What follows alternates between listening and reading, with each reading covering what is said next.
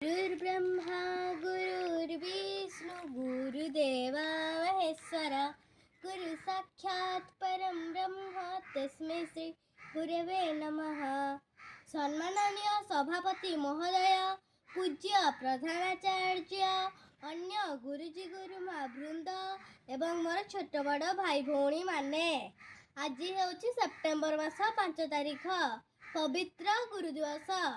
आज पवित्र दिवस में मत कि सुजोग मिलू मु निजक धन्य मन करुछि।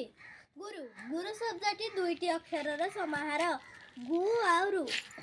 गुरु शब्द गुर अर्थ होछि अंधकार एवं रुर अर्थ होछि ज्ञान। अज्ञान रूपक अंधकार को दूरे जी आमको ज्ञान रूपक आलोक प्रदान करिथांती से होछंती गुरु। आम मानक प्रथम गुरु होती पितामाता, कारण से आमको लालन पालन कर छोटू बड़ा करती। तापर आम जीवन आसती शिक्षक।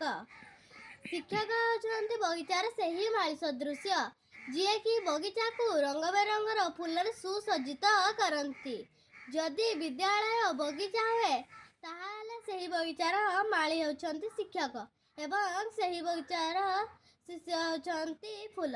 फूलर रंग होउछि विद्यार्थीर उज्जवल भविष्य, अर्थात बड़ हेले किए कौन हम ए संसार में जी जो पदवी रे थाउ ना कहीं से डाक्तर हुंतु बा पुलिस हुंतु बा देशर प्रधानमंत्री हुंतु, समस्त जीवन में गुरु भूमिका अत्यंत गुरुत्वपूर्ण।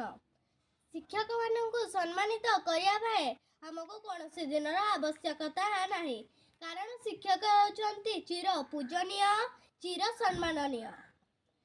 तथापि अनेक देश शिक्षक को सम्मानित करने गोटे विशेष दिन घोषणा करपरिक भारत में शिक्षक मान सम्मानित करने सेप्टेम्बर मास 5 तारिख दिन गुरु दिवस पालन कराए।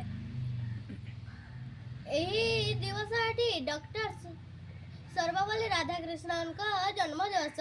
से 1888 मसीहा तमिलनाडु तिरुतनी ग्राम में जन्म ग्रहण करथिले। से मद्रास विश्वविद्यालय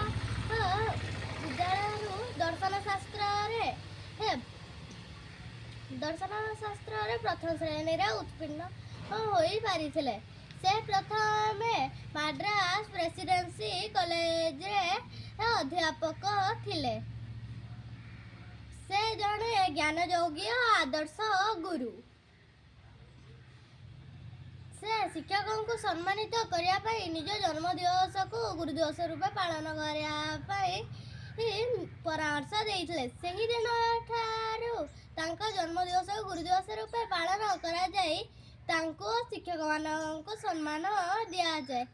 शिक्षक माने विद्यार्थीर भविष्य को उज्जवल कर गढ़ी तोलती।